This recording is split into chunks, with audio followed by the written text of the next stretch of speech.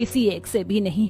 शीला बहन को बोला है इस बार कहीं कोठी में रोटी बनाने का काम मिलेगा तो लग जाऊंगी। ये सुनते ही पांचों बहुएं दुखी हो जाती हैं और सुधा कहती है, माँ जी, 5-5 बहुओं के रहते आप कोठी में रोटी बनाने जाएंगी, ये हमें गंवारा नहीं। हमने तय किया है हम पांचों गृहस्थी के साथ बाहर जाकर नौकरी करेंगी, फिर आप केवल बैठकर पेट भरकर खाना। हाँ, मगर पहले इस टूटे पतीले का जुगाड़ तो लगाना होगा।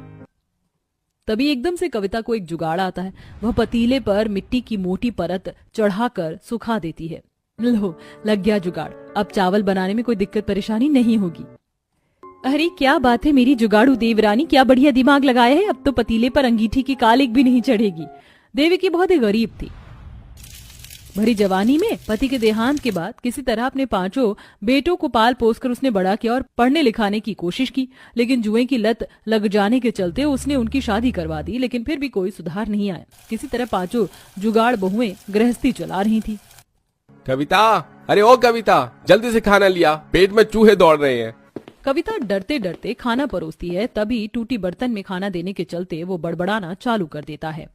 अरे ओ जाहिल लुगाई, आज फिर तूने मुझे टूटे बर्तन में खाना दिया है। घर में बर्तन नहीं है क्या?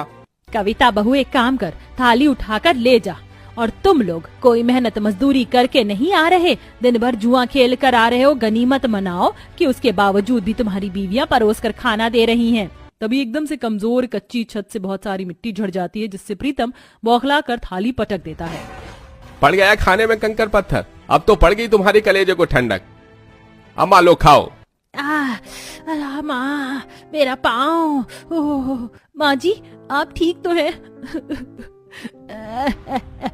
मेरे कर्म में बेटों के हाथों बेइज्जत होना लिखा है। भरी जवानी में पति का देहांत होने के बाद अपना पेट काट कर मैंने इनका पेट भरा। उम्मीद लगाई थी कि सारी उम्र तो दुख सहते हुए निकल गई, तो बुढ़ापे में जाकर बेटे से सुख होगा, मगर अब तो जी करता है कि धरती में गड़ जाऊं। देवकी को इस कदर फूट फूट कर रोता देखकर लखन पछताते हुए चुप कर आता है। अम्मा, हमको माफ कर दो अम्मा, हम तुमसे वादा करते हैं, अब हम सब भाई जुआ नहीं खेलेंगे बल्कि कमाएंगे। हम परदेश जाकर कमाएंगे और पक्का घर बनाने लायक पैसे जोड़कर ही लौटेंगे माँ। अगले दिन पांचों